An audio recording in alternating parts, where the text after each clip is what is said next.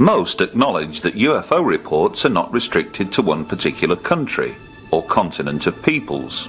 It is a global phenomenon, and those most closely affected by it, be they researchers or eyewitnesses, often come together at conferences staged throughout the world to share their views, information, and knowledge.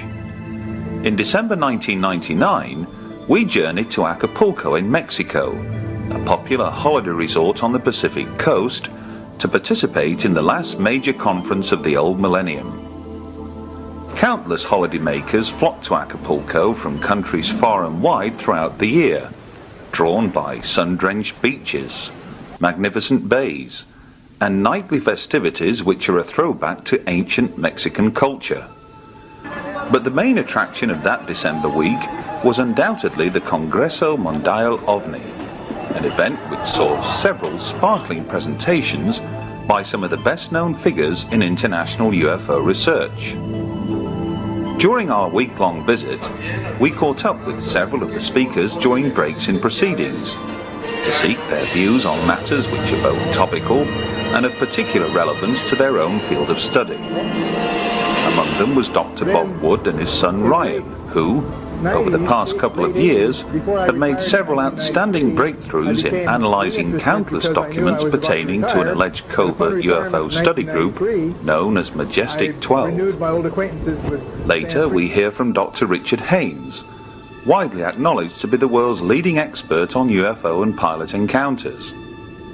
And we discover what persuaded best-selling author Whitley Strieber to turn his attention to a new book on the environment entitled The Coming Global Superstorm. But we begin with Bob and Ryan Wood, who later this year will be among the guest speakers at the 19th Leeds International UFO Conference.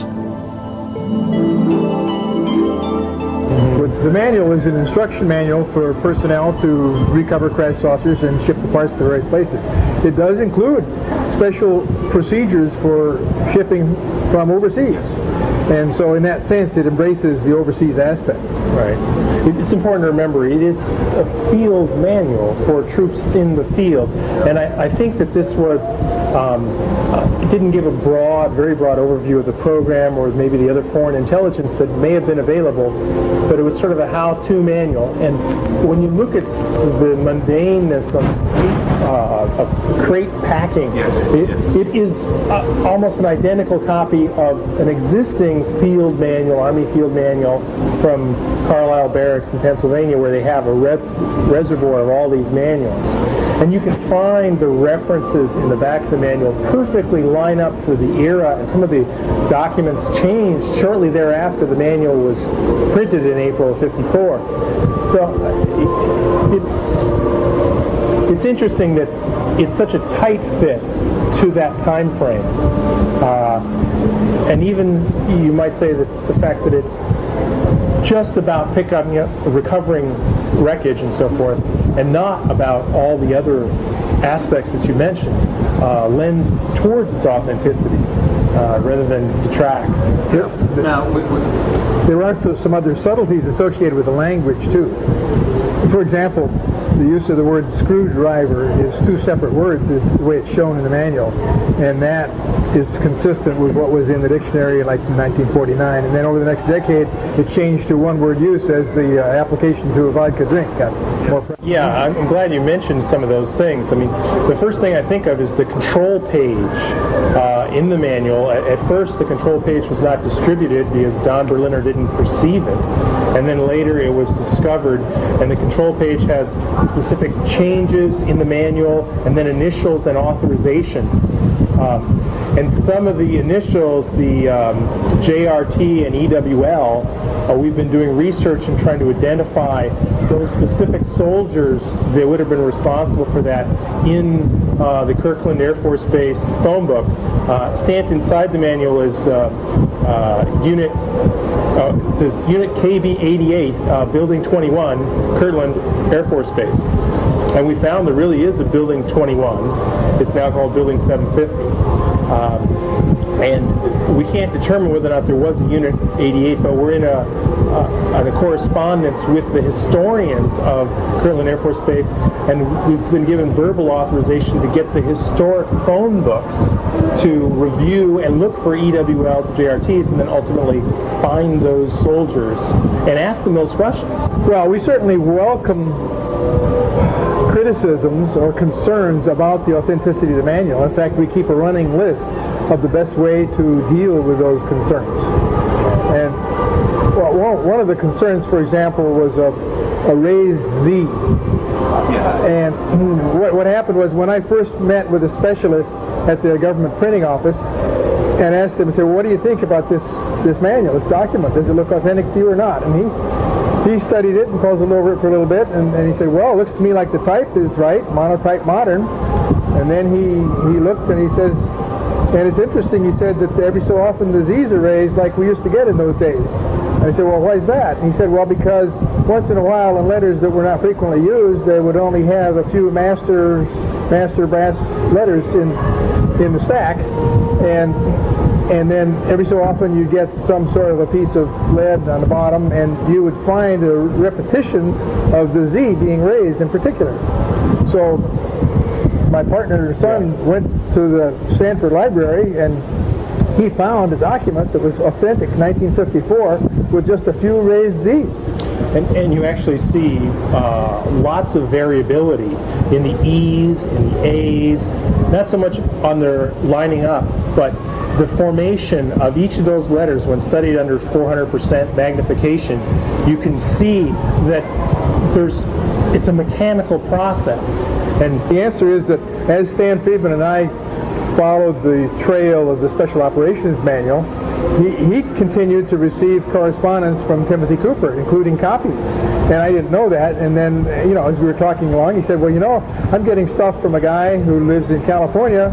In fact, he says he lives a lot closer to you than I do, Big Bear Lake. Why don't you go up and visit him? So I called him and went to visit this guy, Tim Cooper. And he said that over all the years that he'd tried to get some interest from somebody in the UFO community, I was the first person to drive up the hill and say hello. So he was therefore motivated to exchange information, and after a couple of meetings with him myself, then Ryan and I met with him together. We probably had 6 visits, many dozens of hours. Yeah, 20 or 25 hours time with him. Timothy Cooper's background is that he grew up in near Holloman Air Force Base in Alamogordo, and one of his close relatives was assigned there to work in the Army, and he had an unusual experience where he was asked apparently to run copies of a classified report which had to do with the crash recovery of a UFO. And he told this story to Timothy, and that caused Timothy to get some interest, so that as of 1988, Tim began to file Freedom of Information requests that ultimately transcended 12 different agencies. He has 5,000 pages of Freedom of Information request responses in his living room. Well, he basically has six different source elements. The first element was the Legionnaire. He met at the local Big Bear Legionnaire, who gave him the air accident report, which he later forwarded to Leo Stringfield, who published it in his book Status Report number 4, I believe. And then he had another source, a CIA archivist, who apparently contacted him and met him in person in a parking lot and handed over the Marilyn Monroe document, which mentions MJ-12 and the 5412 committee in the lower left-hand corner and signed by James Jesus Angleton. Now, was that an original document or was it a photocopy? Both are photocopies at present. And then the next source or rival was Cantwheel, the alias Thomas Cy Cantwheel, as we've come. I think Cy is his middle name or first name, but Thomas Cy Cantwheel. And You got mailbox drops first, and then there was an in-person meeting with Tim. And then Salina. There were 3 mailbox drops and then a meeting. Right. Then Salina, the daughter of Cantwell, a year later, sort of, I believe after Cantwell passed away, sort of wrote a note and attached more documents that said, my father's dying wish to the effect is that you have these.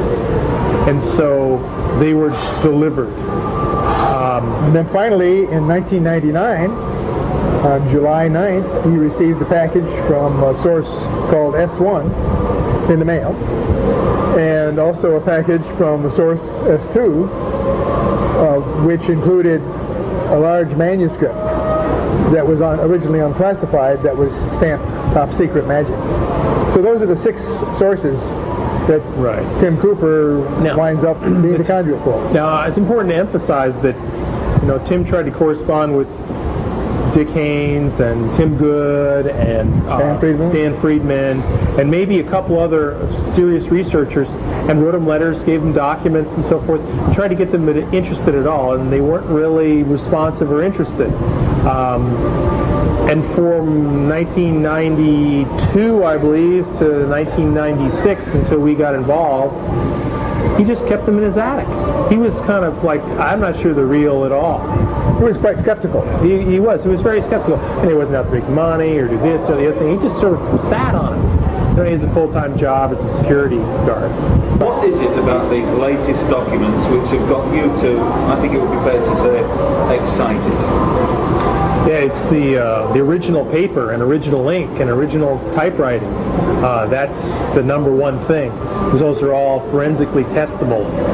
And then the sheer volume of material, the sheer volume of original obscure material. When you talk about obscure material, what do you mean obscure material? Well, things that you couldn't even contemplate fabricating unless you had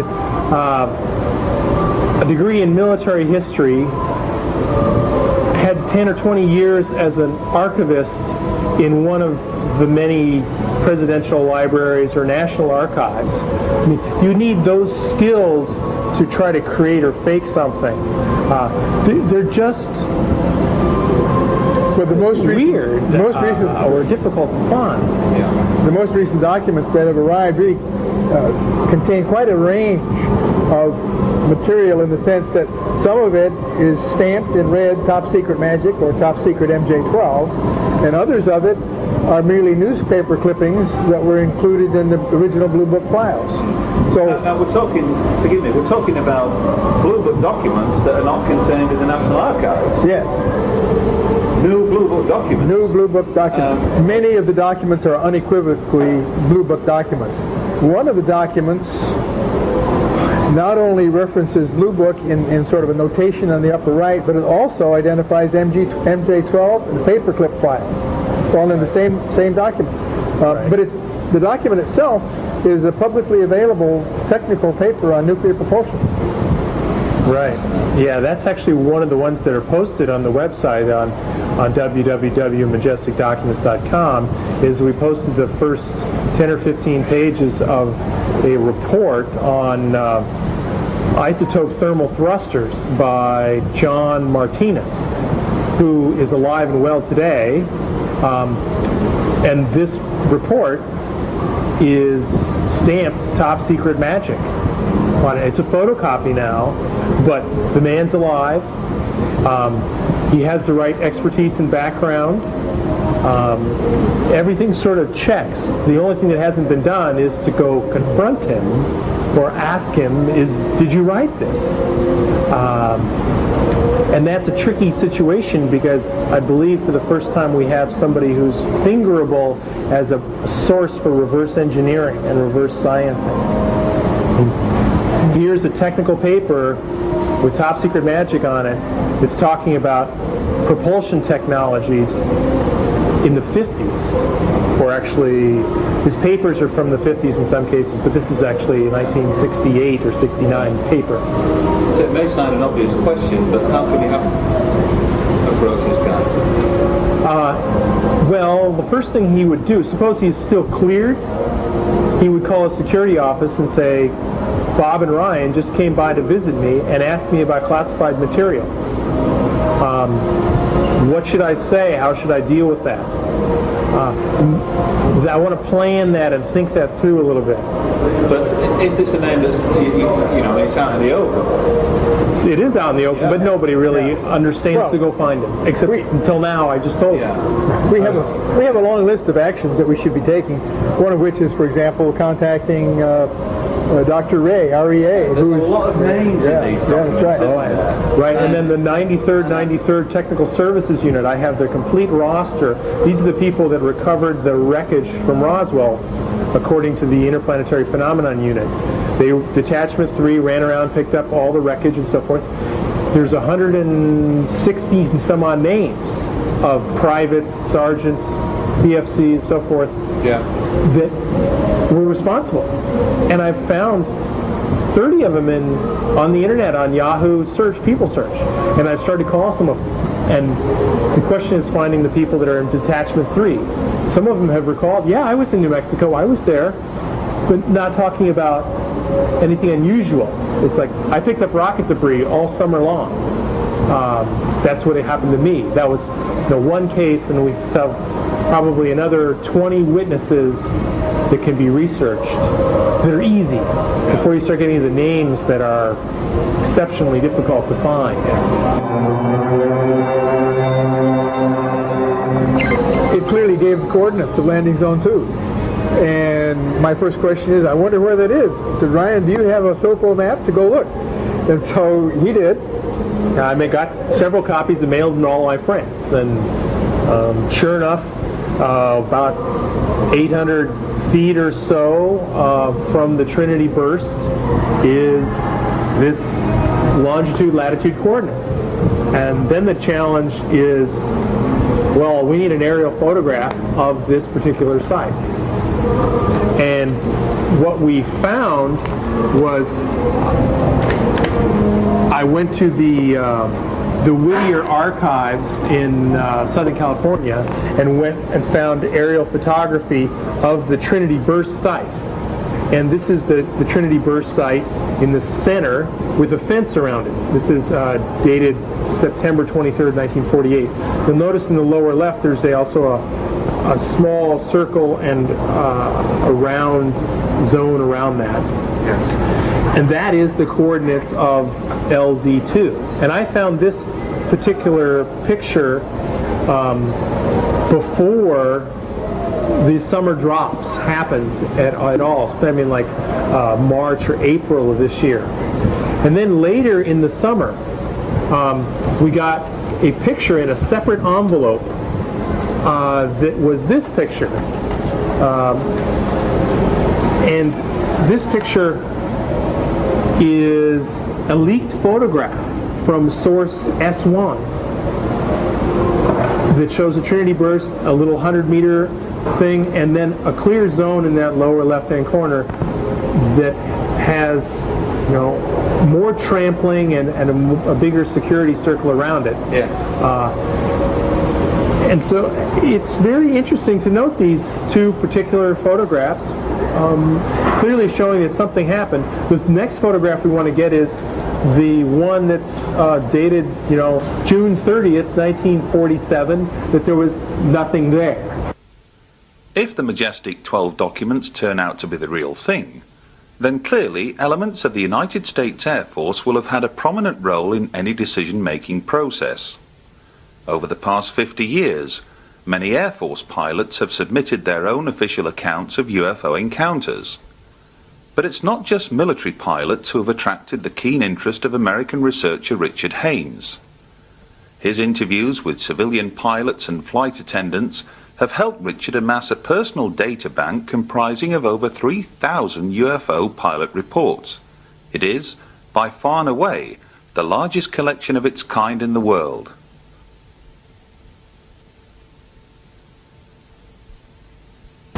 And I began this level of work back in the 60s, 1960s, when I was doing research for NASA, and had an opportunity to meet a lot of pilots. And so it's an important area. and I continue to collect data.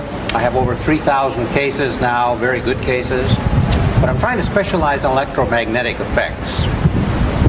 Some transient change in flight director, altimeter, compass, VORs, onboard electronic systems that only change their behavior when there is the presence of some strange phenomenon near the airplane. Is this something that has stemmed from a result of actually analyzing the data and looking for specific patterns? Partly. As a psychologist, I'm very concerned with the entire testimony. And what that means is not just the words that are used, but the presentation of those words, nonverbal communications, the engineering aspects of what the pilots tell me. So I've had to study a lot about aeronautical systems, aeronautics in general, so that I can put it in context and try to draw conclusions, not just from the patterns, which are important, but from specific details. Yeah. Your background as somebody who began this interest working with NASA, what were you actually doing with the space agency at that time, back in the early 60s? I was directing a laboratory called the High Luminance Vision Laboratory, which was basically a space simulation. And I could simulate the way objects look to the astronauts in outer space. And this was done for rendezvous and docking purposes, for Gemini, Project Gemini. And during that research, I came to discover that I could set up an optical situation in my laboratory. It was a clean room, before there were clean rooms. And there was a solar simulator for realistic sunlight as it exists in space. And I could set up a target situation that could totally fool the observer. And I was surprised at that. I didn't expect that that could happen. But by controlling the optical variables, I discovered that I could fool you. I could make you see anything I wanted you to see practically. I could change shape, color, size, intensity, orientation, distance. And so I said to myself, I can explain UFOs. They're just misidentified natural phenomena.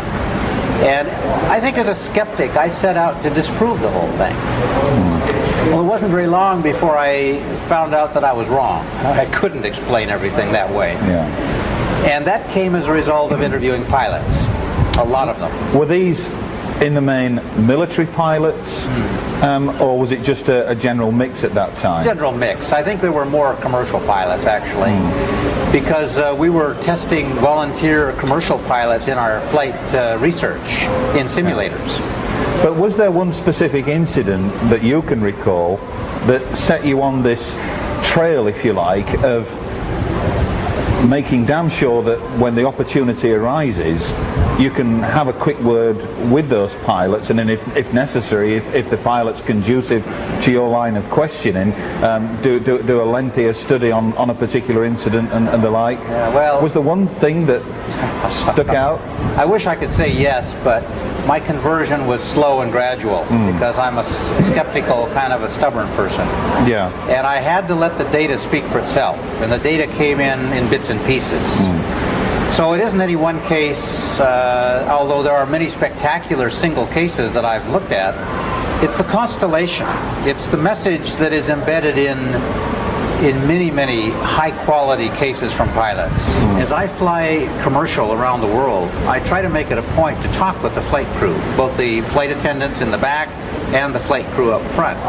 And I must say that I'm getting about 15 to 20%. Really? Roughly 1 out of 5 people I talk with say yes, they've had a strange sighting. That doesn't mean that it's a, quote, traditional UFO, but it's something they couldn't identify. Yeah. And with their experience, that's significant, you see.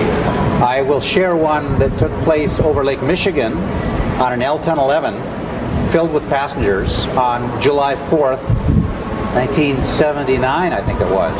I don't remember the year, very frankly, because I have so many. It's hard to remember them. But they were on autopilot at cruise altitude, cruise speed. The sun is above them and slightly behind them. And the captain told me, face to face, sitting in the cockpit of this airplane later on when we reconstructed the whole event, that he was sitting back in his seat with his hands behind his head, just, you know, nobody's flying the airplane, it's flying itself. Sure. His co-pilot is turned in his seat looking behind him to the flight engineer talking about something. And the sky is blue and no cloud up ahead. Well, Captain Schultz told me that suddenly something caught his attention out to the left about 30 degrees of straight ahead and 30 degrees above the horizon. And so he concentrated on it, and he said it appeared very quickly full size. It did not appear as a point and enlarge. That's important. He said it was as if the object had broken through the atmosphere, because as it appeared full size, little radiating lines seemed to appear like stress cracks. He took a paper napkin that he had in the cockpit, and he had me hold two corners and he held two corners, and he pushed his thumb through the middle like he was demonstrating this effect. Well, he said, "What's that?" He thought he'd have a mid-air collision. He was quite concerned. His first officer turned in his seat and could see it. I talked to both of them and got the same story. The object was silvery, reflected sunlight the way polished metal would, came down in altitude to his altitude, did a high-speed turn, I calculated about 30 Gs, roughly, and about 1,000 miles an hour towards him, about 1,000 miles an hour going away in a climb, which is significant. And as it's leaving, it leaves a wispy, dark smoke trail behind it. He didn't see it coming. He said that he immediately radioed the Milwaukee center, flight traffic control, and said, "Do you have any other traffic up here with us?" And they checked their radar and said, "No, we have nobody up here." And he didn't report it, obviously. I met a Soviet fighter pilot who'd retired by the time I met him. This was approximately 1995, 94 that I met him. And he came to Novosibirsk, where I was lecturing at the university there, to meet me from Chelyabinsk. And because he had this story to tell, and he couldn't find anyone to tell it to. And so I'd been there from America, and so he came over.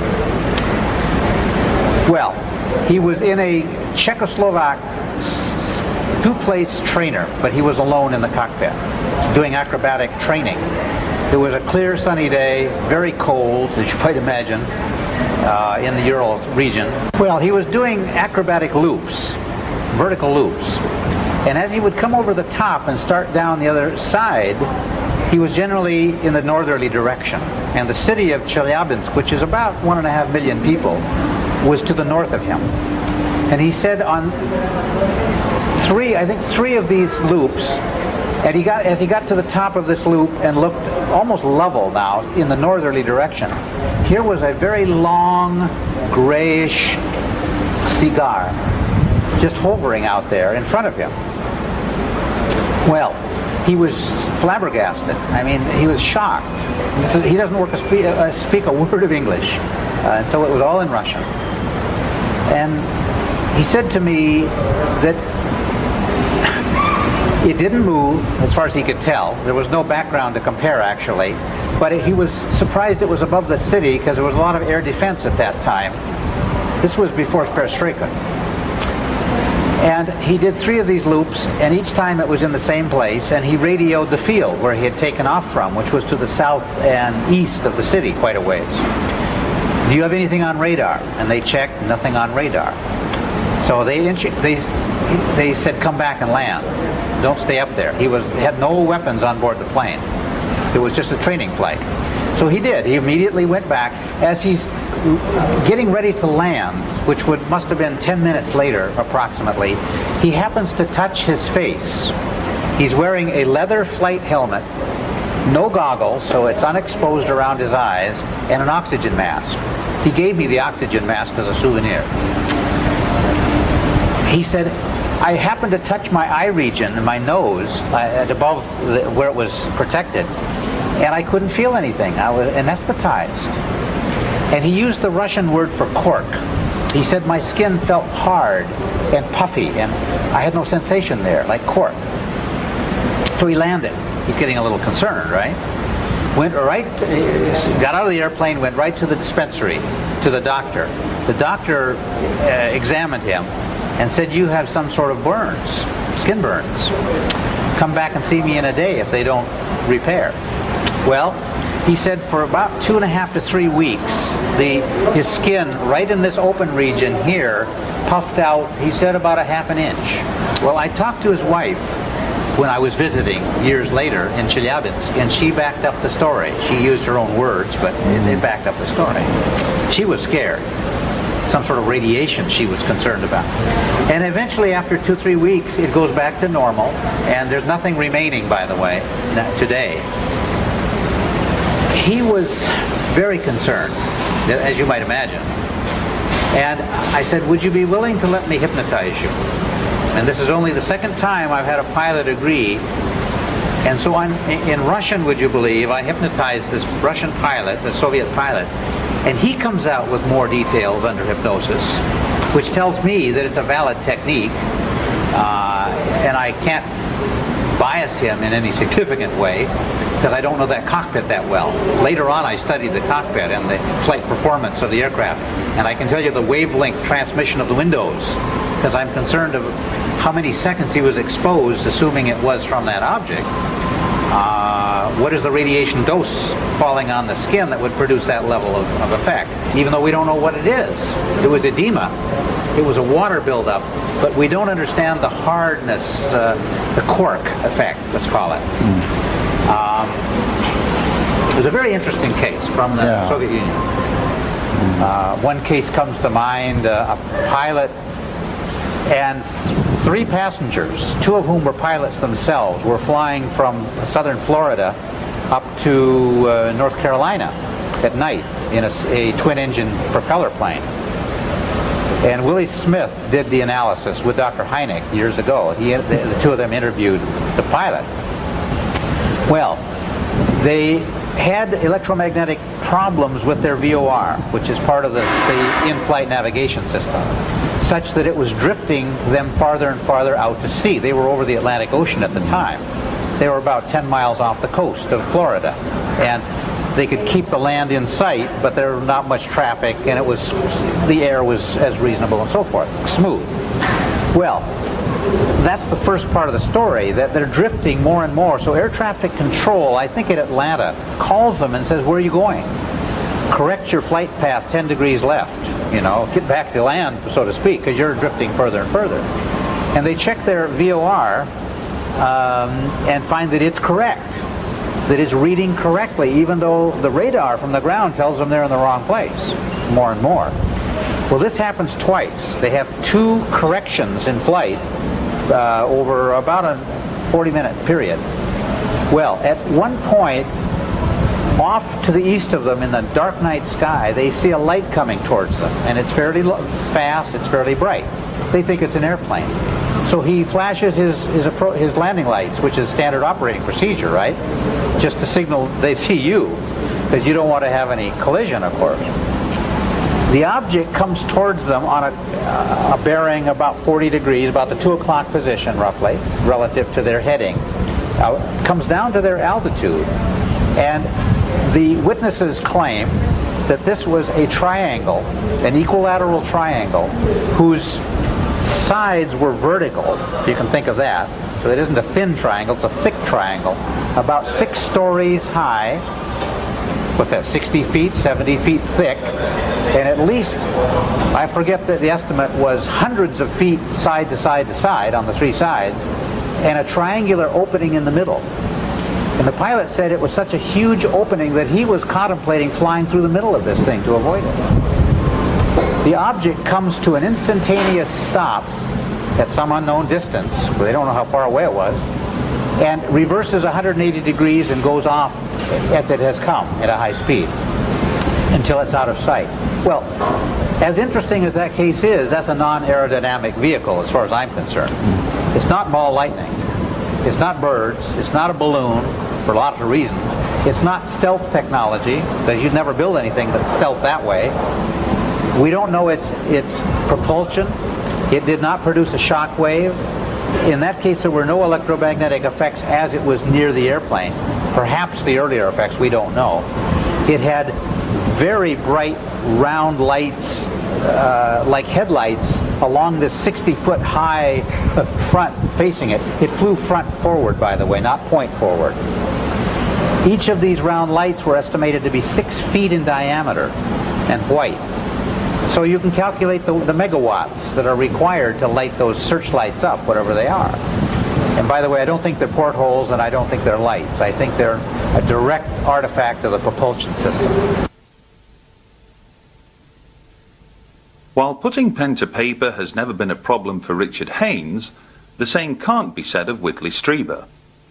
Over the past decade, this most complex of characters has unleashed a mind-numbing series of books on UFOs ever since undergoing a traumatic abduction experience which deeply affected the man. But what, we wanted to know, had persuaded this gifted writer to set aside all talk of UFOs and abductions and instead produce an astonishing new book, warning of impending dangers to the global environment. The subject matter of the new book, which is called The Coming Global Superstorm, is sudden climate change. In The New Scientist of November the 27th, 1999, there is a story about the North Atlantic Drift, which is a current that is vital to the weather of Europe. It states that this current is changing its strength because of global warming, and that Europe is liable to get much colder very soon. A few days ago, there was a violent storm that swept across Europe because, apparently, of the declining power of the North Atlantic Drift. The Coming Global Superstorm is about what happens as these currents that bring warm water up from the tropics fail. And the reason they will fail is that the water in the northern oceans is getting so warm that the heat pump effect between the tropics and the north is ending. And the ironic danger of global warming is not that things will get too hot, but that they're going to get very much colder very suddenly, and the first place at peril is Europe. That is essentially the thesis of this book.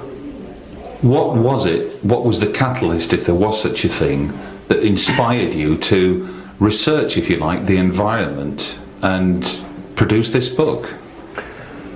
Well, I was writing a book called The Edge with the radio show host Art Bell. We were working on it together when I had a meeting in Toronto with a gentleman who seemed to know a great deal about the way the planet works, including giving me a quick 2-paragraph explanation of ice ages, and the comment he also made was that this was about to happen again. And I took notes while he was talking, and it was complex, but I was able to sort them out well enough. And when I sorted them out, I began to realize that what he had described was at the absolute edge of scientific knowledge of how the process of ice ages has taken place.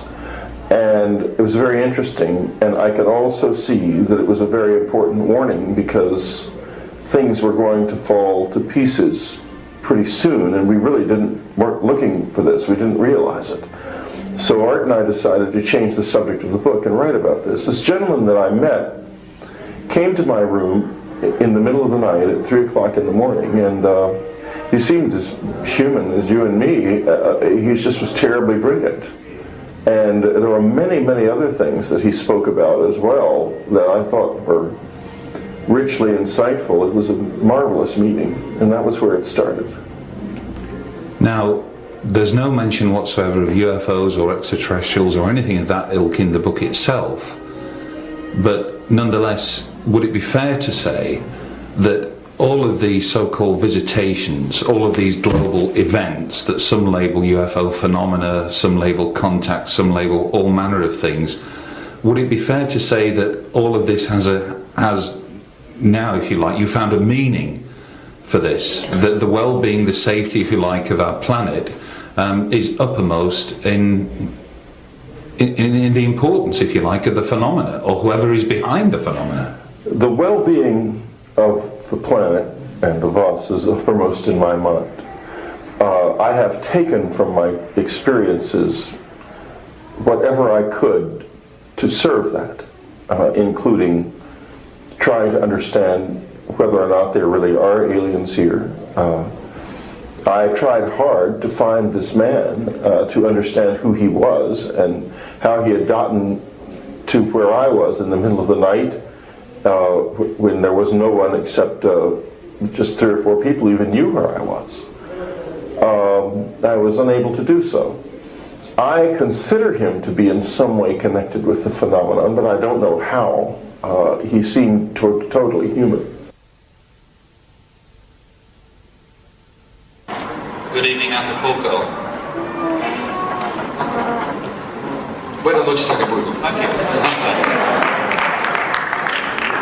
The UFO Congress in Acapulco was a memorable event, made all the more so after the Pope gave his personal blessing to the organizers, through his close friend and Catholic Church theologian, Monsignor Corrado Balducci, the same Pope who only a year before had travelled to Mexico City and been greeted not just by millions on the ground below, but an extraordinary fleet of spheres which appeared directly overhead.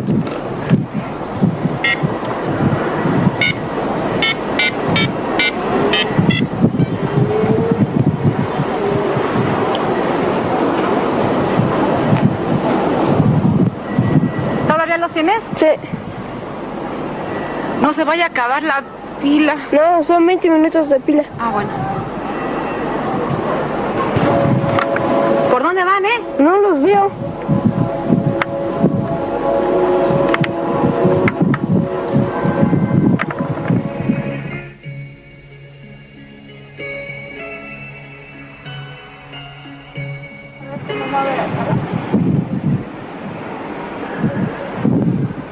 No, son tres esferas.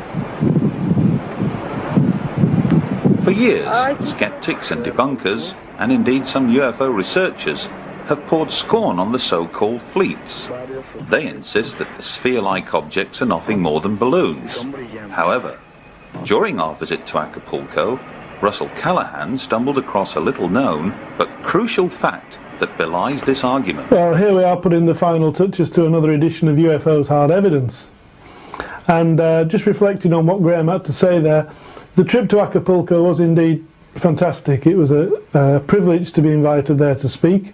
We actually showed the Mexican people some of the NASA footage that has got people talking across the globe, really, by way of a thank you. Let's be honest now, Mexico has provided some of the best rational UFO footage and images and accounts for the last 10 years from anywhere else on the world, and it's Jaime Maussan who's been instrumental in making sure that this stuff goes out to people. We've done our bit, we've made sure that people see what Jaime's been presenting. Now, some people will have different feelings on some of the Mexican footage. For instance, we saw there Roman Catholic city, a Roman Catholic country. Mexico City alone has 22 million people. 98% of those are Roman Catholics. The Pope's visit was important and it meant a lot to those people. Shall we say that the fact that footage was recorded on the day of the Pope's visit isn't surprising? The Catholic Church, as we've seen in earlier editions of UFO's Hard Evidence and of course in the magazine, are embracing the subject in Mexico City. The word UFO is in the Vatican's own directory, and Monsignor Corrado Balducci seems to be at ease with the subject with the Mexican people. So much so that when we stood there on the Wednesday night and heard Corrado Balducci deliver the Pope's personal blessing on the Congress and wishing it success and happiness to the people who were there, It's a milestone that wasn't talked about anywhere other than in Mexico. Surely that should make the news, you know, but that's another story. What we're talking about is, are these fleets the real McCoy? Are they balloons? Are they hoaxes? Are they stars? Well, the stars for me, no. The skeptics seem to hang on to anything and everything that's feasible. Stars can't be stars in the daylight. These things are moving about, for goodness sake. Look closely at the footage. They don't move in the same direction. These things wander around each other. The formations change, especially this one on the day of the Pope's arrival. The formations are constantly changing. Birds don't fly like that. Birds tend to stay together and move together, and if we watch carefully we can see that there's different motion, different speeds within the actual fleet or flotilla or whatever you'd like to refer to it as. We don't know what they are. One thing that I'm fast becoming to accept that they aren't are balloons. Now, we've heard over the years, and last year there was some remarkable footage shot in the south of England that the people at the television company who recorded this footage didn't want to share it with anyone, so the only people who saw it were those fortunate to be in the south of England on the night of the newscast, or if someone's been fortunate to see a recording of this thing. Leading researchers in this country turn around and say, oh, these are just balloons. Well, Mexico City is a little bit different. This country, 600-700 feet above sea level is the norm. The high peaks up on the moors of Yorkshire and up in the Cumbrian mountains, 1,100 feet above sea level. That's nothing. You know, Mexico City is thousands and thousands of meters above sea. Staying with Jaime, who lives in Mexico City itself, I can tell you climbing the stairs to bed on a night was something of a task. You know, the breath is drawn away from you. It took me 5 or 7 days just to be able to feel comfortable with the high altitude and the low air content, or the low oxygen content within the air. This poses a problem for things like this. During the Congress, a young man was there every day with this Corona advertising blimp, advertising the Congress, but he was tethered. And I thought, well, surely going to fly this darn thing. It was beautiful weather, you know, it was 90 degrees in the shade, there wasn't a breath of wind, there shouldn't have been problems. I spoke to him, and in broken English he explained quite simply that the problem is the altitude in Mexico, more so Mexico City than Acapulco, because Acapulco is only a few hundred feet above the sea, but the quality of helium gas that's to go into these things to fill them makes the expense enormous to fill one of these blimps with high quality helium to get lift. Because of the altitude of Mexico City, even when we get these things buoyant, he described them as being lazy. They fly very lazily in the sky.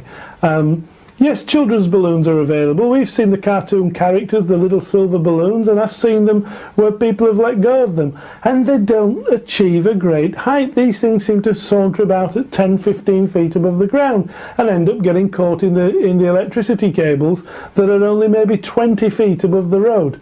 Now that's due quite simply to the atmosphere, the air conditions in Mexico City. Again, very high altitude, very thin air, the helium just can't lift the balloons, and to say that a fleet of balloons could be released, hundreds of balloons, in the Pope's image we've counted 50 different things there, 50 different images. If this was the case, and these things are flying at several thousand feet, the volume of helium gas and the expense of helium gas to fill these balloons to achieve this sort of lift would put you in the category of paying somewhere around about 15 or 20 pounds a balloon. Mexican people don't earn that in a week. Ask yourself the question, are they going to pay that for a balloon? No. I do not think these are balloons. As we approached the dawn of a new millennium, something else of potentially huge importance was taking place on the other side of the world. On the 26th of December, the Phenomena exhibition opened its doors at the Fremantle passenger terminal near Perth, Western Australia. Some 2 years in the planning and a solid year in the making, the organisers of Phenomena intend to clone the exhibition and, through a worldwide franchising operation, help further educate tens of millions as to the reality of this subject. Occupying some 12,000 square feet of space and employing some of the very latest visual and display technology, the exhibition is composed of several pods, each comprising of a particular theme. UFO magazine has worked closely with the exhibition organisers during the past 2 years and made a sizable contribution in terms of literature, fact-finding, images and videotape material. Elsewhere, Dr. Roger Lear has supported the venture by kindly donating some of his prized surgically removed implants, while a mysterious sphere that fell to Earth in Mexico several years ago was loaned by Jaime Maussan and housed in an impressive glass casing. So join with us now as we wander through this truly unique exhibition, one that will reopen its doors in Sydney later in the year and later appear in towns and cities across the globe.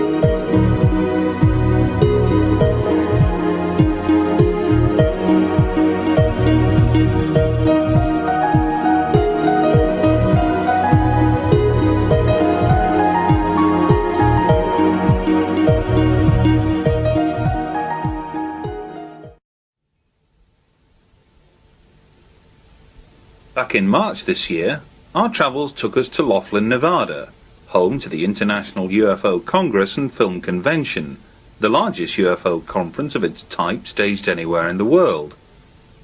Once more, our cameras were present to record several on-the-spot interviews with some of the key speakers.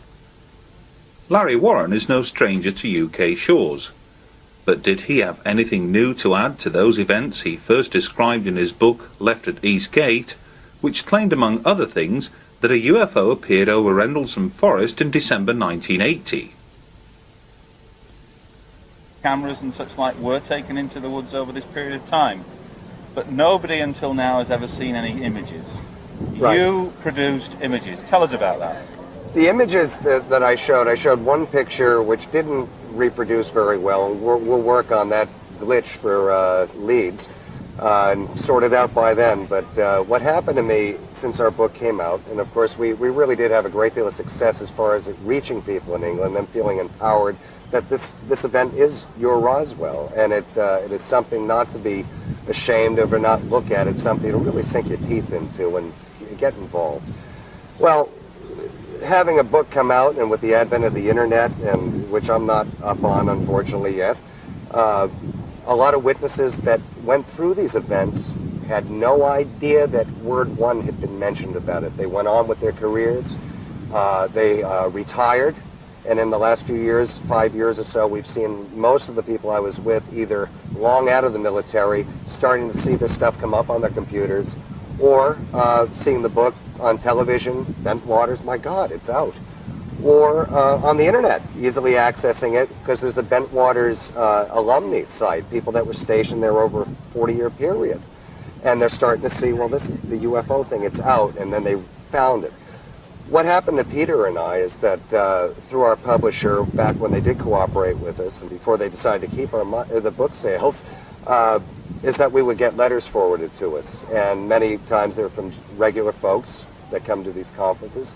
And more often than not, I started to find they were from very key players in this event that were higher ranked than I, or equivalent rank. Some were friends, some I knew peripherally, saying, good for you, glad you did it. A few were, I have to be honest, saying, well, I don't remember any of this. A number of them were, my God, it filled in the gap because I couldn't get off my post that night. But it also countered, and will counter over this next year, is that I've been accused of it all, we all know this, but over the years, people have said that there was a rumor mill, and so anyone could have picked up on this information. It will be very apparent to people over the next year that there was no rumor mill when people that worked on our flight that didn't get out there had no idea what had happened at all. It was that clamped down, like some senior people said. I got a letter, first of all, that said, I want to thank you for what you did. This is leading to the pictures.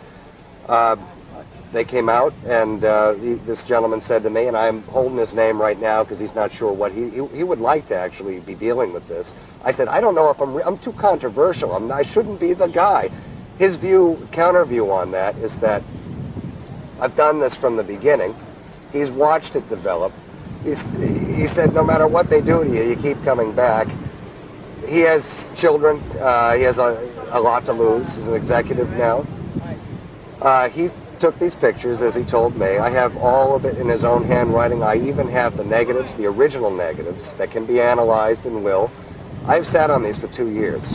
Even my dear co-author, Pete, has been very nervous about these, has been, I think, frightened of them. I have shown a few people, and over the years, I think it's one more nail in the coffin. Oh, Jesus, this guy might be right, for God's sake, and a lot of people don't want that to be. I don't want to be right. I want to know what happened to me. He told me I have these pictures, and I'm like, look, I'm not even an expert on this. I have enough to deal with on my plate. And basically, this guy was involved on the first night, snapped pictures with a Canon camera that was in the back of a law enforcement car for accident investigation. And he took the film. They encountered, this is literally when they were thinking they were encountering a crashed plane, started taking pictures of this triangular object as described, as seen in some of the reports that are coming out from the next day now. Same lighting configuration. It has density to the triangle, a black triangle. Doesn't look like what I saw on the 2 nights later at all. It really doesn't. But it does match exactly the verbal descriptions and written descriptions of the gentleman on the first night. And he did something quite unique with the film. Amazing. What he did, knowing he was higher ranked and had been in the game, knew this was extreme significance. These gentlemen did experience missing time, which they're having a great deal of problems with. These people are now seeking out UFO or experiencer-friendly therapists to heal some things that are in their lives, the memories. He took the film. What he did is that with his knowledge of this, he said, this film, it will never be seen again. To another person that was with him, he took the camera, he fired off pictures. The first picture I showed today was taken at a distance of 150 feet approximately in a clearing. I know exactly where this clearing is and have been bringing people there for years. It's not the site on the third night on Cable Green, it's before that. He took fired that first shot. His sense in his heart is that this phenomena knew they were there. The clicking of the camera told, it's just he sensed because it started moving toward him. Took that picture, he got pictures within 5 feet of it. He is not the Jim Peniston who touched the object and had the telepathy. I believe what Peniston says about that. I believe that was said to him by whatever was in. This gentleman continued to fire pictures off him, but because of he thought he had taken at least 15 to 20. I have 7. And I have the actual film. They just go blank. But there's a moment where radio contact was cut off in that forest. CSC couldn't reach these guys for 4 hours, and this is where I believe and other things happen. Rod Regier has worked on several classified projects involving satellite surveillance technology. In his lecture, Regier demonstrated how some UFO activity had unquestionably been recorded from space. But how important are satellites to this subject, and what of the future? I started working in the aerospace industry as an astronautical engineer in 1964. And I worked on the Saturn Apollo moon rocket, and my job was to design the interface wiring between the various elements of the rocketry, the different stages. Then I worked on the first space station, the Skylab, which, as your readers and viewers will know, impacted Australia several years ago. I don't know the specifications for that. And then moved on to a small company in California that's primarily designing remote sensors, but it has nothing to do with the psychological remote sensors. These are items designed to detect events at a far distance. I always like to indicate, and I didn't in this presentation, but that there's a paranoia that starts to develop amongst people when they're around spy satellites and other things. They've seen maybe too many movies or something, but I guarantee you that these satellites cost millions and billions of dollars, and their operation runs into the millions of dollars per day. Our 15 minutes of satellite data is a computer printout a little over 6 inches thick, of which we have technicians wade through it to get some of the items that don't pass muster, so to speak, in the first breath. And so what we have is a tremendous amount of data, and for the resources to be spent on determining who's visiting whom at what meeting, it would be in the intelligence agency's best interest to pick up the telephone and have the local sheriff or police drop by and pay them a visit, rather than devote a very expensive reconnaissance satellite to take pictures of the license plates of the automobiles in the front yard. So, when viewing conditions are right, we can read the newspaper that's on the front yard of somebody's house from deep space. We can do that, and we've been able to do that for years. More important, though, is we can also use these for beneficial measures that beyond the surreptitious observation of our neighbors, and that is to look out to exploit mineral deposits, find oil fields, look at pollution tracking. For law enforcement, we can track vehicles that may present a problem to us. We can watch troop movements. We can see refugees and maybe allocate resources. We can look for crop failures. You liken this to possibly the major event in terms of credibility of eyewitness reports, in terms of the data and the like. How significant do you think it is, therefore, that we have corroboration, if you like, from an American reconnaissance satellite that something was over Tehran at that time? I think the primary importance was that it demonstrated graphically, I believe, for the first time, both the capability and the limitations. We spotted this thing, we had it, and yet we were defenseless against it. Fortunately, I think we were able to sort of sit back and say, it's happening to a neighbor, and therefore we can coolly observe it, as opposed to it's happening in my front yard and I must worry to defend my family against it. And I think that allowed us to put in some measures. I know one of them was the improved communication system that enabled us to get the information back sooner. And I think that the lessons learned from the Tehran were instrumental in helping us in the Gulf War, because we've greatly increased our capabilities between those two events in a short period of time, when you're talking about the time lag in military procurement and the activities that go along there. Yeah. Intrigued to learn of the post-Tehran reports as this thing sped through the Mediterranean and out towards the Atlantic. Presumably then, was there no means for the satellite technology? It might have obviously been passed on to another satellite, I don't know.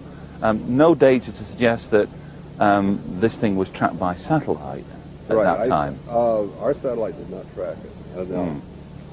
What I believe happened is, as they change energy states, they become, the spectrum of observation shifts. And when they change energy states, we get to the point where we can't really track them. That's where I said the ultraviolet would be good for that. Visible light, when they reach a high energy state, they disappear. Yeah. Where do you think satellite technology is going to be, say, 10, 20 years hence from now? And what impact do you think, generally speaking, that's going to have here for people on Earth? I believe the big push, and we've already seen it start, will be on Earth resources management. And I mean that as the population continues to grow, we need to find new oil deposits to exploit, we need new mineral deposits, We need to really vigorously pursue monitoring the cleanliness of our water and our atmosphere. Where are the sources of pollution? And we can do that readily from space.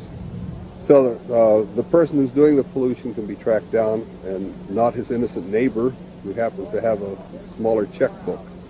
So the biggest growth area I see is in enabling you and me to have a much better life as a result of applying this technology to our day-to-day living experiences, traffic patterns, cattle and animal migrations, and there's all manner of, we're only limited by our imagination, by what we can see looking down at this beautiful planet of ours, and wisely trying to monitor and care for it and nurture it. And I think we've got an opportunity to do that now that we've never had before. At the beginning of the year, Peter Gersten, head of Citizens Against UFO Secrecy, challenged the US government in court to come clean about its knowledge of flying triangles. After winning a preliminary judgment in his favour, he later lost the argument when the judge ruled in favour of the government. Although this interview was conducted before the appeal, it nonetheless affords a fascinating insight into the mindset and thinking behind one of ufology's most influential characters. Peter, fantastic interest throughout the UK in the recent trials and tribulations, shall we say, regarding your efforts to challenge various government departments as to the dissemination, if you will, of documented information relating to triangular craft. You're the man on the spot, shall we say. How would you appraise the current situation? I mean, this is quite a unique thing, isn't it, to get the judge to actually side with you? Oh, yes. This is the first time CAUSE has brought Citizens Against UFO Secrecy. In the last 20 years has brought maybe 6 lawsuits. This is the first time the judge has been receptive to my arguments, receptive to the point of directing a governmental agency to provide a UFO group with additional information. Now, what is it about the triangles that you feel is so significant, or is this just a part of the whole big picture here?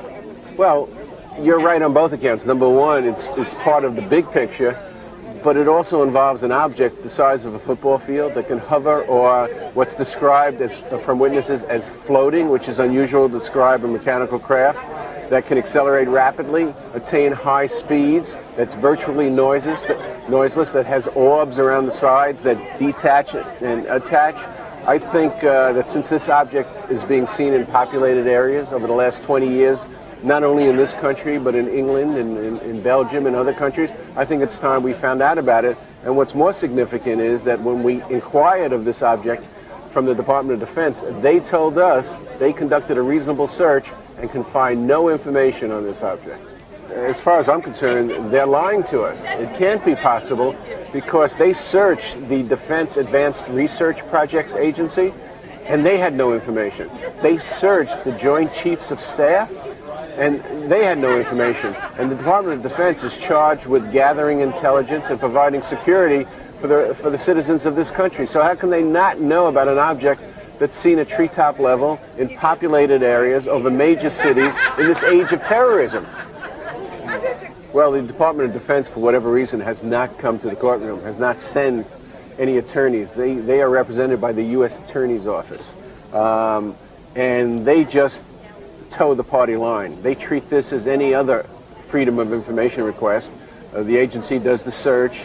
If they don't find documents, they move to dismiss it on the grounds a reasonable search was done. If they find documents, they either release them or withhold them on national security grounds. And that's what I thought this case would be about. The Department of Defense would find documents and say national security, as they did in the other cases CAUSE brought, and that would be the end of it. No judge has gone against that ruling. But they didn't. They stated they found no documents. They did a reasonable search. So the U.S. Attorney is just putting forward that position that they didn't have to do an exhaustive search. All they had to do is a reasonable search. They did a reasonable search. There are no documents.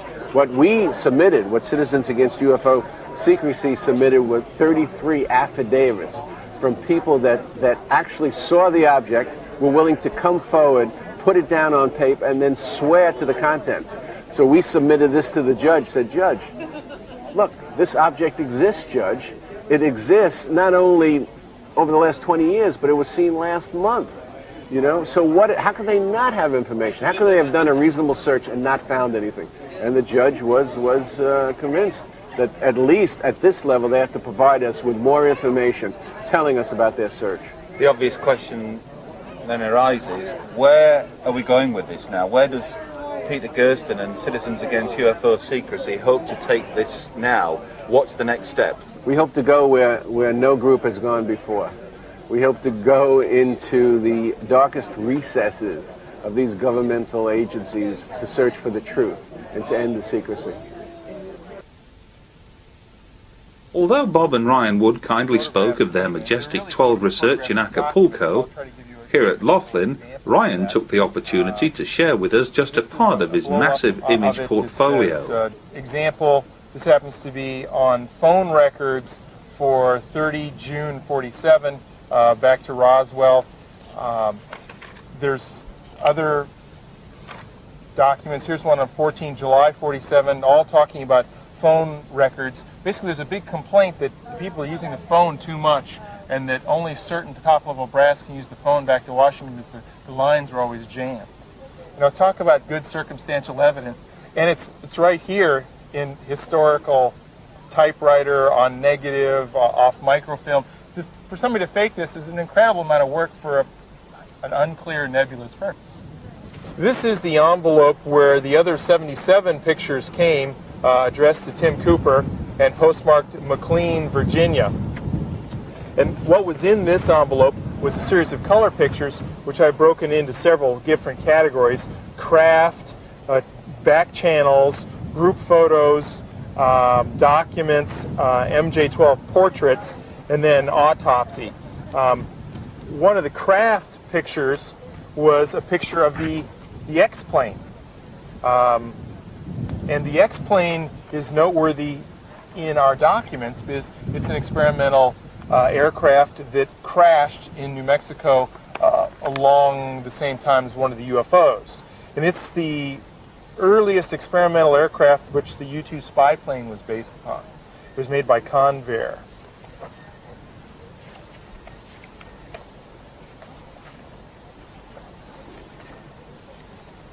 I'll mention this one for a second.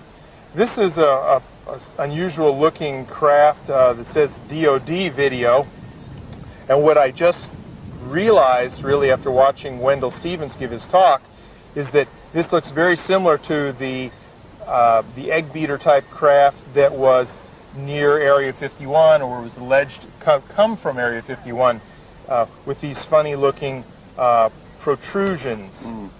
So I think that this is actually a U.S. built craft of some sort and not extraterrestrial.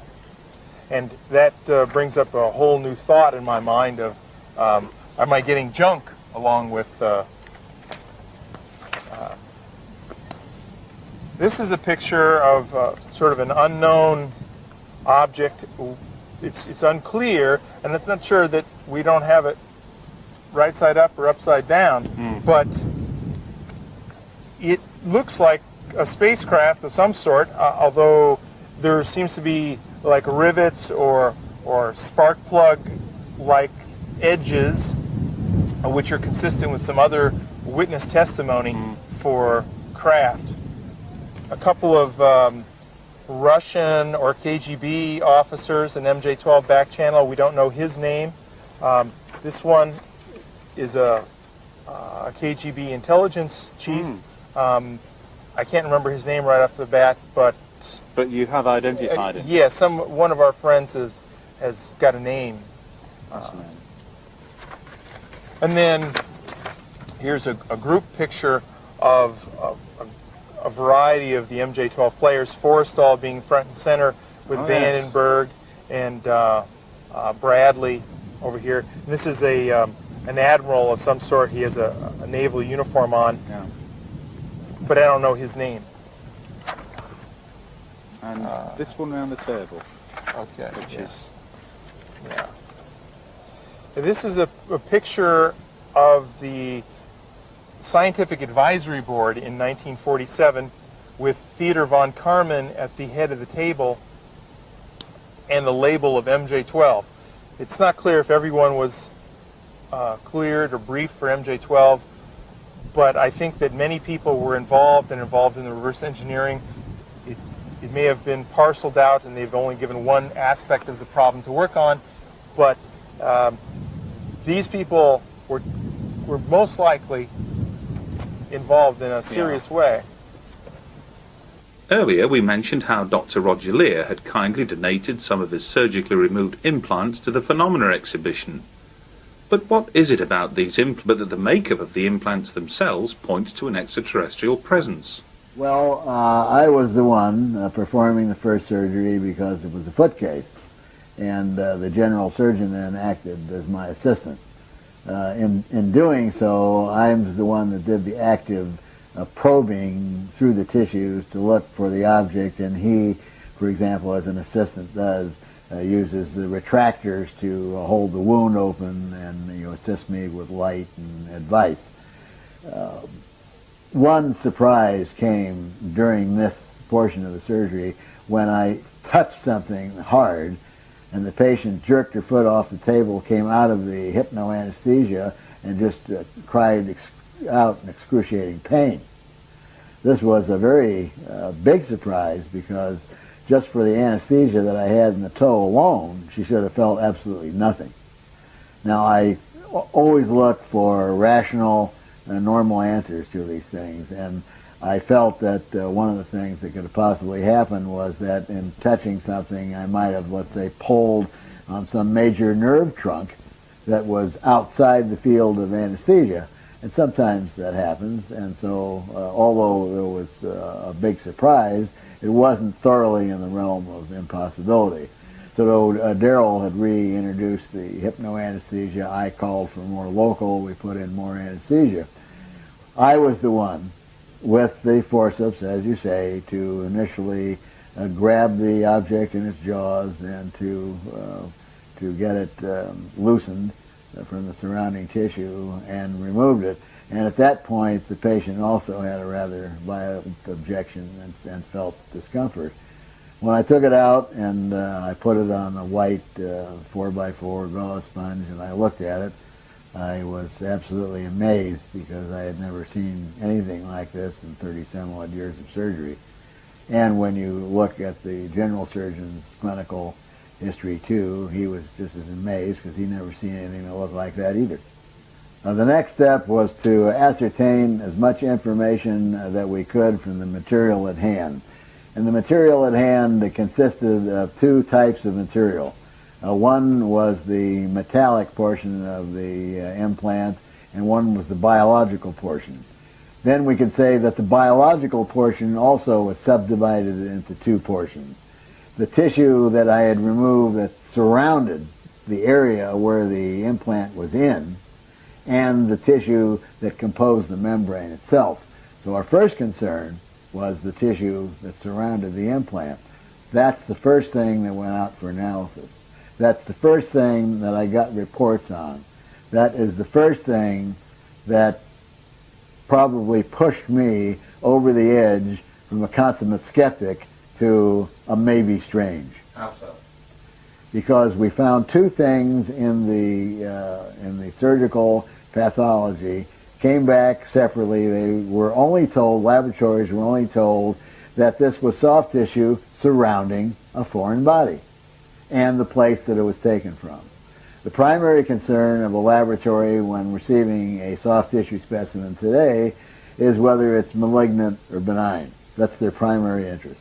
And so, first of all, they came back, the tissue was benign. There was nothing there to indicate any kind of malignancy, no tumor-type tissue. Next thing what we found was that the tissue contained no evidence of an inflammatory response. And when I saw this, I read the first report, I said, gee, this is weird, what kind of a fluke is this? And thinking to myself, this lady must be a very strange lady because she doesn't react to inflammation when she gets something in her body. Individual thing, individual anomaly. Strange, but could happen. Then I read the second pathology report, which came back on the gentleman with the object in the hand, and again, in different language, different words, but saying the same thing, no inflammatory response. And I said, wait a minute. 2 individuals? Oh, there's something very strange here. Then the second strange thing we found, that in both individuals, these areas were loaded with what are called nerve proprioceptors, little special sensor organs of nerves in tissue where it is not anatomically correct to be. Anatomically, if we look at the body, or we look at the chart, or we look at a copy of Gray's Anatomy, or if you do surgery for 30 years, there's areas in the body where structures are constant. In other words, if you opened up a toe, you would expect to find bone. You would expect to find muscle.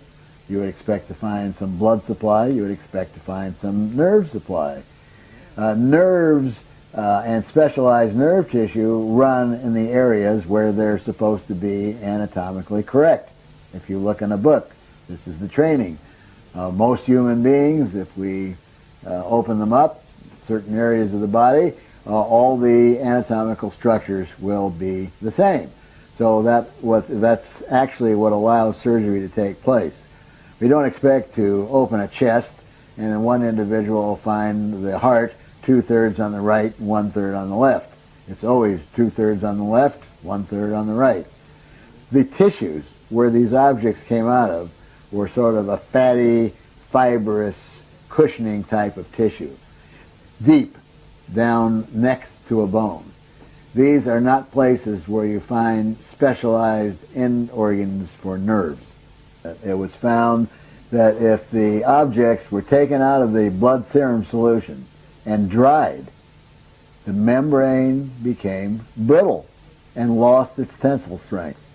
And then you could take any sharp instrument and cut through it, scrape it off the metal that was within.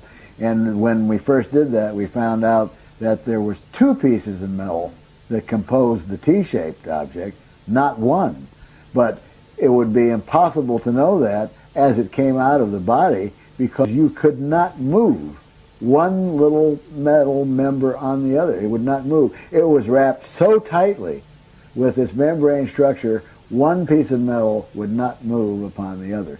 So that's how we got it off, and that's the next step, was that we took pieces of the membrane and we sent that for analysis. The results of the membrane analysis, again, was one of the many surprises now, one piled upon another, which propelled me into an area that I wound up in today. The membrane was composed of only 3 simple human biological substances. One is called a protein coagulum, which just means that it's protein derived from clotted blood. That's the bulk. And in this bulk, if you look at it under the microscope, you see some brown granules that look like raisins. And these brown granules were subjected to an iron stain. And it came back positive, and it was determined then that these brown granules was a substance called hemosiderin. And hemosiderin is an iron pigment. And it's oxygen-binding pigment, the cousin of which is hemoglobin, which is in the red cells. It's the carrier transport mechanism for oxygen about the body. Then the third and the last thing that we found were strands of keratin. And keratin makes up the outer layer of your skin, makes up your fingernails, toenails, your hair, and the first few layers of the cornea of the eye. And those are the only places you find keratin on the body. Now, there is a pathological situation. In other words, abnormal physiology is pathology. There are abnormal situations where you can find a process occurring in deep tissues of the body called keratinization. In other words, things can be coated with keratin. And we don't know why that occurs, but it's some sort of a genetic anomaly. But this was not keratinization. This was actually keratin strands that were in this membrane. And after learning that, I went into the medical school textbooks at Stanford, Harvard University, George Washington School of Medicine, on the computer and tried to see if there was something listed in the pathology books that I was not aware of, or something that may have been discovered for my 30 years of practice that I did not know. And I was unable to find anything that had ever been removed from the human body that was composed of these three substances. And this is a challenge that I put out today, that I make, of course, to anyone in a scientific field, is that they think these are mundane objects, then please, please direct me to where I might look into a textbook and see this material somewhere else. I think we might say that the total sum of what I've done so far is do 8 surgeries to date, and that the 8 surgeries have netted us 9 objects. And of the 9 objects, 1 turned out to be an ordinary piece of strange glass that contained sulfur. So that leaves us with 8 objects from 8 surgeries, all which turn out to be very strange. 3 of these 8 objects are little grayish-white balls that are attached to an abnormality of the skin. And these were mistaken by a dermatologist in one case to be a lesion called a calcifying epithelioma, saying that the little grayish-white ball was a ball of calcium. This was one of the first specimens that went into the National Institute for Discovery Science, and it turned out to have 21 different elements, and none was calcium. The information on the other balls, we are just starting now to get that information in because of the lack of funding and the cost of these tests. Now, the other 5 objects are all metal objects and all covered with this very strange membrane. 3 of the 5 objects are little cantaloupe seed-shaped affairs, and once the membrane is removed, there's a little metallic rod inside. The other one that was removed from the toe of the lady was a T-shaped object which contained 2 little metallic rods, one butted against the other. And the last one was a metallic triangle that was removed from a gentleman's jaw, also covered with this very strange membrane. Now, the first set of results came because the National Institute for Discovery Science had sent some of these metallic objects to Los Alamos National Labs. Los Alamos did a comprehensive examination with an electron microscope and told us what elements were in the metal rods. And at the end of their report, they merely suggested more research, more tests should be done. At that point, we knew we didn't have an ordinary piece of wood or a twig.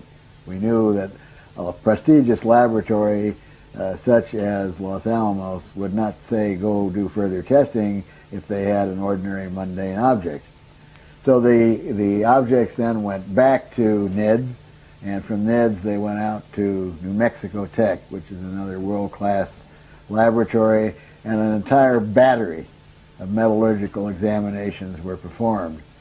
The results, their conclusion was that these were objects that were most likely samples of meteorites. And they were not told the origin. The laboratories were never told whether these fell off an ostrich's feather or whether it was found on the bottom of the ocean.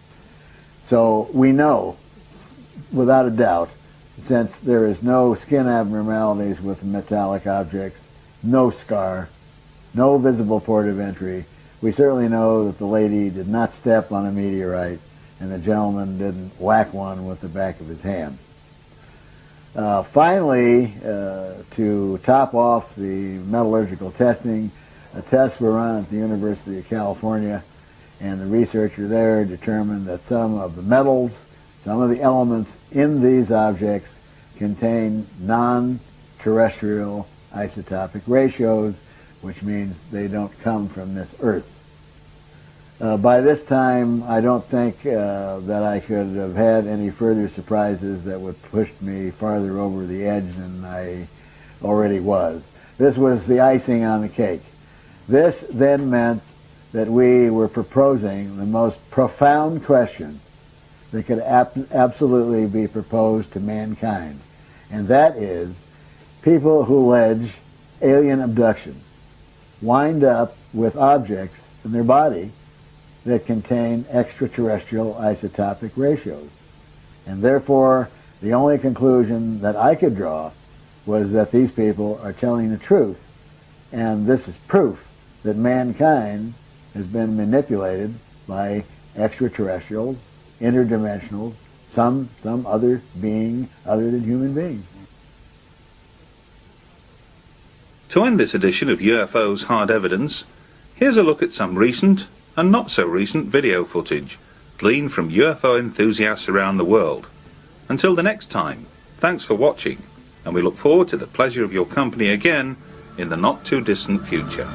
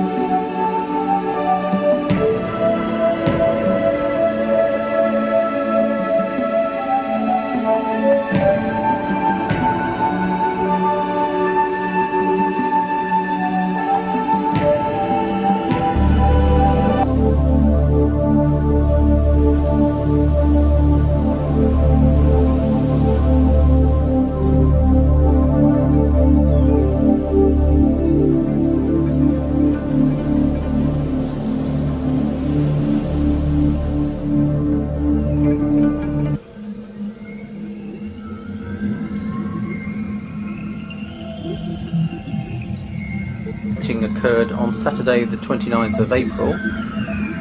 What was unusual about this sighting was there were actually 4 separate sightings of craft within the space of roughly an hour and a half.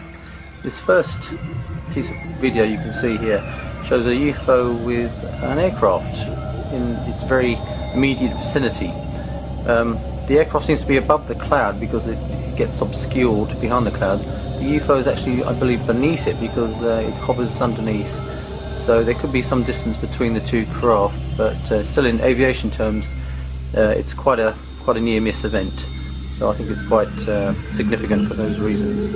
You can also see that there's quite a bit of aircraft traffic in the vicinity. It's a very busy part of London. You've got City Airport in the east, and you've got traffic coming into Heathrow in the west. It's very busy.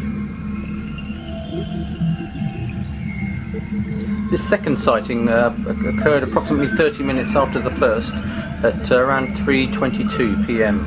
Again, this object was quite indeterminate in shape, possibly spherical, very reflective, and was visible for approximately about a minute. Again, it appeared beside a cloud, hovered, and disappeared. Okay, we've seen 2 objects this afternoon. One was just a couple of minutes ago, very high altitude, that direction. It wasn't very near, but definitely a solid structured craft. That's 2 sightings in about 35 minutes, so it's very, very exciting. I'm hoping that one of these craft... This third object was probably the most unusual out of the 4. It consisted of a dumbbell type of craft, 2 spheres very closely linked together. As you'll be able to see from the video, seems to be a kind of rotation going on with these 2 objects, and you'll also notice the top of the spheres seems to blink in and out of visibility, very unusual. Again, suggests that this isn't a balloon or 2 balloons strung together, because again, it's swaying on a particular axis, and if these were balloons being buffeted around by the wind, you wouldn't really expect this kind of uniform rotation going on. I believe that personally this is some kind of dumbbell craft that is actually coming in and out of our dimensional plane, if you like. God knows what the physics involved is, but you know, one minute you can see this object, and the next minute it's kind of hazy. This final object appeared at approximately 4:20, roughly 35 minutes after the dumbbell craft. Again, it just appeared from out of the blue.